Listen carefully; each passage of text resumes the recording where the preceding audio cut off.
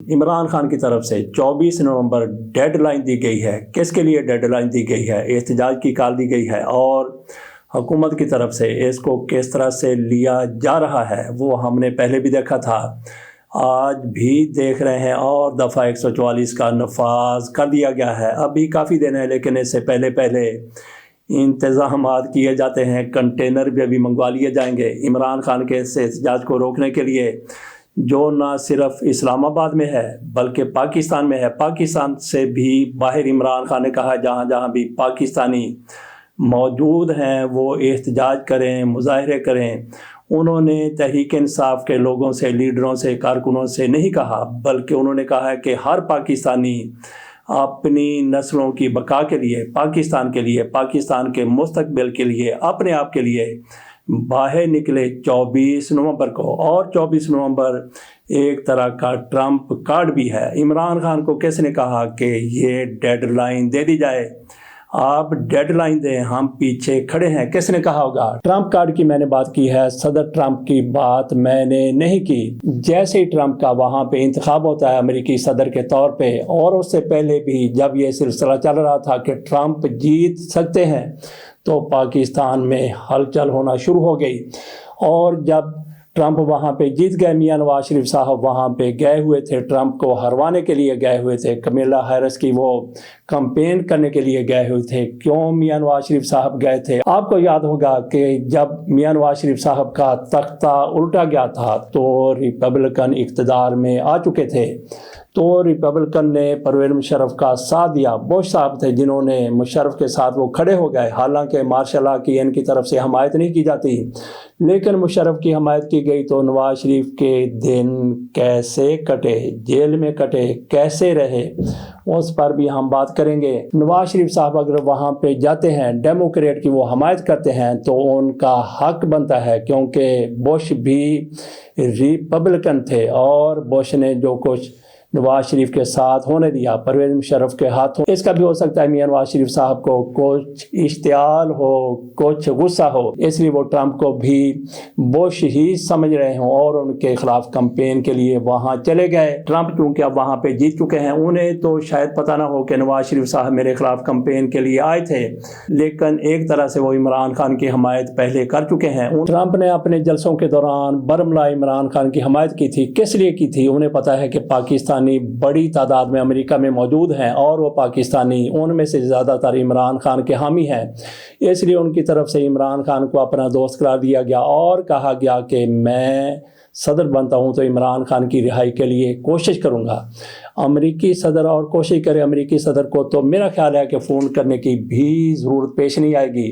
تو کس نے کہا عمران خان کو کہ 24 نومبر کی ڈیڈ لائن دے دی جائے؟ عمران خان نے 24 نومبر کی ڈیڈ لائن دے دی، اور یہ ڈیڈ لائن اور لوگوں کے لیے بھی ہے، اس رجیم کے لیے بھی ہے۔ ان کو کس نے ڈیڈ لائن دی ہے؟ ان کے طوطے اڑ رہے ہیں، لرز رہے ہیں، کانپ رہے ہیں، ان کو پتا ہے کہ 24 نومبر سے پہلے کچھ بھی ہو سکتا ہے، ٹرمپ کارڈ چل سکتا ہے، اور ٹرمپ کو فون کرنے کی ضرورت بھی پیش نہیں آئے گی۔ عمران خان کی حکومت سے 24 نومبر ڈیڈ لائن ایک تو ان کو دی گئی ہے، اور ان کو کس نے ڈیڈ لائن دی ہے یہ آپ خود سوچ سکتے ہیں۔ باقی اپیکس کمیٹی کا اجلاس آج شہباز شریف کی صدارت میں ہو رہی ہے، کل ہونا تھا، لیکن شہباز شریف صاحب ناسازی اتباع کی وجہ سے اس کی صدارت کرنے سے قاصر تھے۔ یہ اجلاس بھی عمران خان کے مستقبل کا تعین کر دے گا۔ کیسے تعین کرے گا؟ حالانکہ یہ دہشت گردی کے حوالے سے، ملکی حالات کے حوالے سے اجلاس ہو رہا ہے، لیکن علی امین گنڈاپور کی طرف سے کہا گیا تھا کہ اپیکس کمیٹی میں میں عمران خان کے حوالے سے بات کروں گا۔ علی امین گنڈاپور اس اجلاس میں شریک ہیں، اور وہ عمران خان کے حوالے سے وہاں پہ بات کریں گے۔ وہاں پہ شہباز شریف صاحب ہوں گے، ان کی کابینہ ہوگی، دیگر لوگ ہوں گے، دیگر وزرائے اعلیٰ ہوں گے، اور وہاں پہ army chief general Asim Munir صاحب بھی ہوں گے۔ اگر وہاں پہ بات ہوتی ہے تو عمران خان کے مستقبل کا یقینی طور پر تعین ہو جائے گا، اور کوئی نیگیٹو یہ تعین نہیں ہونے جا رہا، پازیٹیو تعین ہوگا، کیونکہ پتہ ہے کہ وہاں پہ کون آ چکا ہے؟ ٹرمپ آ چکا ہے۔ شریف خاندان کی طرف آ جاتے ہیں۔ شریف خاندان نے اپنے اثاثے لندن سے منتقل کرنے کا فیصلہ کر لیا ہے، اور اس پر عمل بھی شروع ہو چکا ہے، اور کافی حد تک ہو سکتا ہے اس پر عمل ہو بھی چکا ہو۔ وہاں سے اثاثے کیوں انہوں نے منتقل کرنے کا فیصلہ کیا، اور اپنے اثاثے یہ کہاں پہ لے جائیں گے، وہاں ان کے اثاثے کیا محفوظ نہیں تھے، گھر ان کا وہیں پہ رہے گا، وہاں پہ لوگوں نے ان کا جینا حرام کر دیا تھا۔ میاں نواز شریف صاحب کا وہاں سے بخریت پاکستان آ جانا بھی بہت بڑی بات ہے۔ مریم نواز شریف صاحبہ بھی پاکستان آ چکی ہیں، دونوں پاکستان آ گئے ہیں۔ تو ناسازی اتباع کی بنیاد پر شہباز شریف کی طرف سے ایپیکس کمیٹی کا اجلاس ملتوی کیا گیا تھا۔ شہباز شریف صاحب کی طبیعت ٹھیک نہیں تھی، لیکن مالشیے میاں نواز شریف صاحب نے بلوا لیے ان کی مالش کرنے کے لیے۔ کیوں؟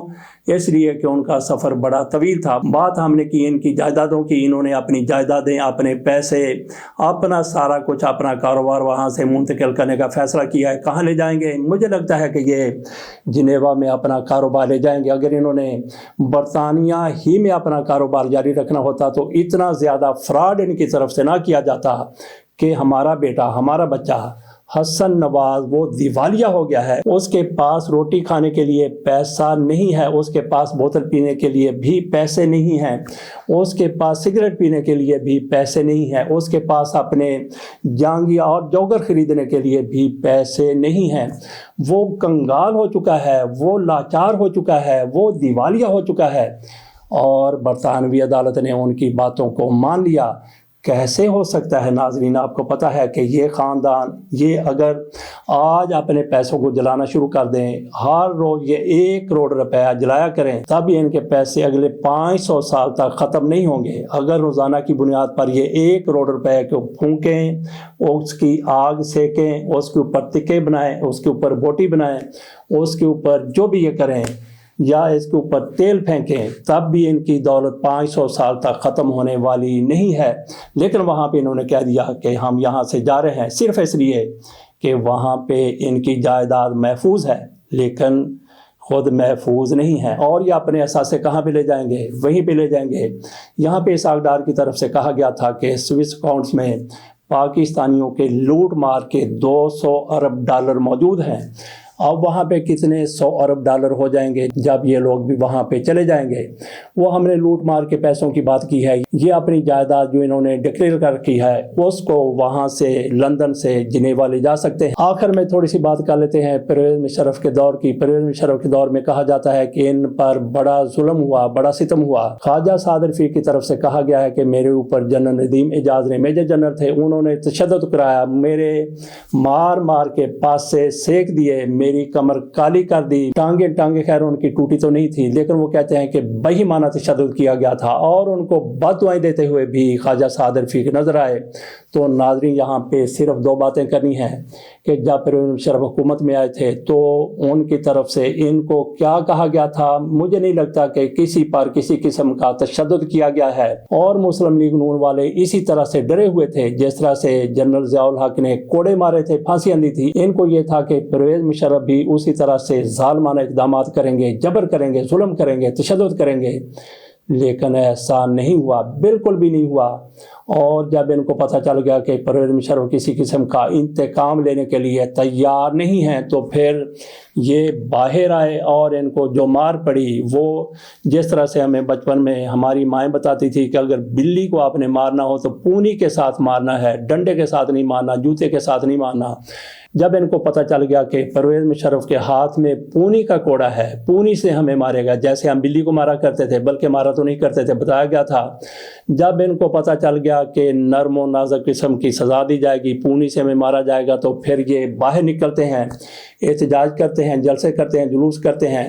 تو خواجہ سعد رفیق نہ جانے کیسے جنرل ندیم اعجاز کے ہتھے چڑھ گئے تھے۔ یہ نہیں کہا جا سکتا کہ ان پر تشدد نہیں ہوا، بلکہ تشدد ہوا ہوگا، لیکن جس طرح سے یہ باور کرواتے ہیں ایسا ہرگز تشدد ان پر نہیں کیا گیا۔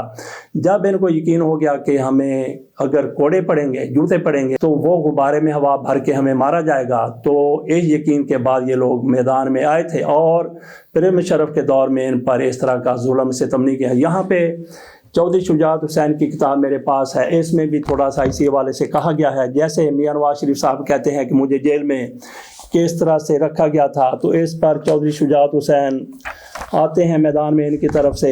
یہ کتاب ہے ان کی، سچ تو یہ ہے، اس کی سب ہیڈنگ ہے جیل میں بدسلوکی کی جعلی کہانیاں۔ چودھری شجاعت حسین کہتے ہیں کہ ہم نواز شریف صاحب سے ملنے کے لیے اٹک جیل جایا کرتے تھے، تو ایک مرتبہ ہم ان سے ملنے کے لیے گئے، ہماری ملاقات ہو گئی، دیگر لوگوں کی بھی ملاقات ہوا کرتی تھی، تو وہاں پہ ایک بار ملاقات کے دوران میجر ان کے پاس مینو لے کر آیا اور پوچھنے لگا آپ کو کھانے میں جو ڈشز پسند ہیں وہ بتا دیں، آپ کے لیے وہی کھانا تیار ہو کر آیا کرے گا۔ یہ کہنا بھی درست نہیں کہ انہوں نے اٹک جیل میں بڑی صعوبتیں اور تکلیفیں برداشت کی ہیں۔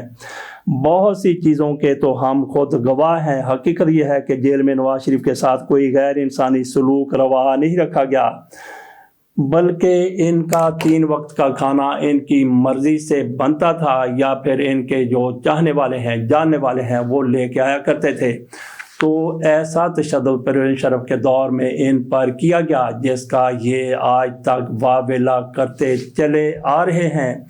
اس کے ساتھ اجازت دیجیے اور انتظار کیجیے ٹرمپ کارڈ کا۔ عمران خان کی رہائی کے حوالے سے 24 نومبر عمران خان کی دی گئی ڈیڈ لائن ہے۔ یہ عمران خان کی رہائی کا دن بھی ہو سکتا ہے اور اس سے پہلے بھی پاکستان میں کچھ ہو سکتا ہے، بہت بڑا بھی جس کو کہا جا سکتا ہے۔ اس کے ساتھ اجازت دیجیے، اللہ حافظ۔